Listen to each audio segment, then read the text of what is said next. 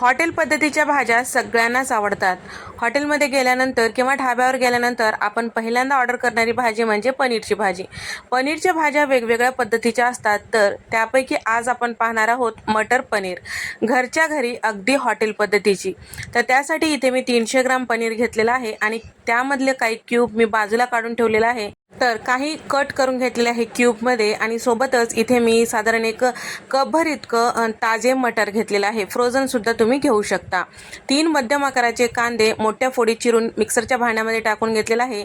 काही तुकडे पनीर मी यामध्ये टाकून घेतलेला आहे. 3 चमचे मगजबी, 8 ते 10 इथे मी काजू घेतलेला आहे, 8 ते 10 लसूण पाकळ्या आणि 1 इंचभर आलं कट करून यामध्ये टाकलेलं आहे. मिक्सरला पाणी न टाकता याची प्युरी तयार करून घ्यायचं आहे. ते प्युरी बाजूला ठेवूया. त्याच मिक्सरच्या भांड्यामध्ये 2 मध्यम आकाराचे छान पिकलेले टोमॅटो टाकून त्याची सुद्धा आपल्याला प्युरी तयार करून घ्यायचं आहे.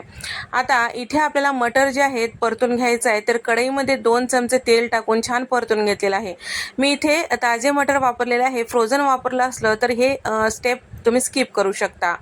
तर आता मटर छान परतून घेतल्यानंतर ताटामध्ये काढून घेतलेलं आहे. थोडंसं तेल टाकून त्यामध्ये पनीरसुद्धा परतून घेतलेलं आहे. तर या ठिकाणी पनीरसुद्धा हलकंसं रंग चेंज होईपर्यंत परतून घेतल्यानंतर आता त्याच कढईमध्ये मी साधारण 4 चमचे तेल टाकून घेतलेलं आहे. आता यामध्येच अर्धा चमचा जिरं छान फुलू द्यायचं आहे.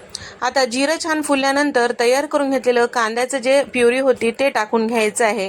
तर या ठिकाणी कांद्याच्या प्युरीचं कच्चेपणा जाईपर्यंत छान परतून घ्यायचं आहे. इथे आपण कच्चा कांदा वापरलेला आहे, त्यामुळे थोडंसं वेळ देऊन याला छान भाजून घ्यायचं आणि छान असं परतून घेतल्यामुळे भाजीला चव छान येते.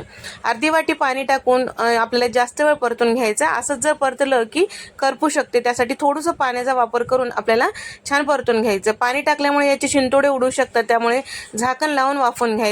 आणि सोबतच यामध्ये दालचिनीचे 1-2 छोटे तुकडे आणि 2 तमालपत्र टाकून घ्या.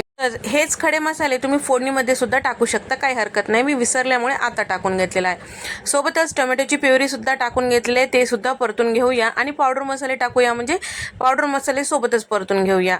तर 1 चमचाभर हळद आणि 1 चमचा धने पावडर, अर्धा चमचा भाजलेली जिऱ्याची पूड आणि त्याचबरोबर 1 चमचा इथे मी लाल मिरची पावडर आणि त्याचबरोबर इथे मी अर्धा चमचा गरम मसाला, चवीपुरतं मीठ आणि भाजीला अगदी हॉटेल किंवा ढाब्या पद्धतीचं दिसण्यासाठी इथे मी बेडगी मिरची पावडर किंवा काश्मीरी लाल मिरची पावडर वापरू शकतात. तर काश्मीरी लाल मिरचीमुळे तिखट नसतो, पण भाजीला रंग छान येतो, अगदी ढाबा किंवा हॉटेल पद्धतीचे.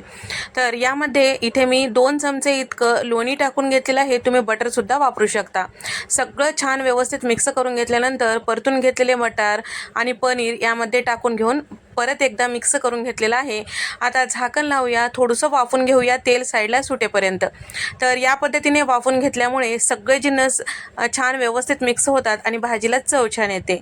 तर भाजीला रंग छान येण्यासाठी आणि भाजी पटकन तयार होण्यासाठी इथे आपल्याला गरम पाणी वापरायचं आहे. तर 1 ग्लासभर इतकं गरम पाणी यामध्ये टाकून घेतलेलं आहे.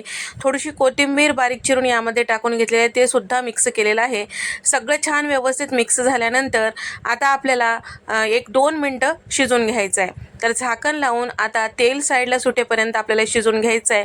तेल साईडला सुटलं की समजायचं की आपले पावडर मसाले सगळे जिन्नस छान असं यामध्ये शिजल्या गेलेलं आहे. तर या ठिकाणी 2 मिनटं छान असं कमी गॅसवर शिजून घेतल्यानंतर तुम्ही बघू शकता मस्त चमचमीत अशी आपली भाजी तयार झालेली आहे.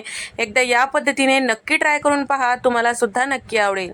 तर हॉटेल किंवा ढाबा पद्धतीच्या भाज्यांमध्ये आज आपण मटर पनीरची भाजी पाहिलेलो आहोत. तुम्हाला सुद्धा अशा भाज्या आवडत असतील तर नक्की कमेंट करून सांगा. व्हिडिओ आवडल्यास व्हिडिओला लाईक करा, शेअर करा आणि सबस्क्राईब करायला विसरू नका. नंतरच्या रेसिपीमध्ये भेट देऊया.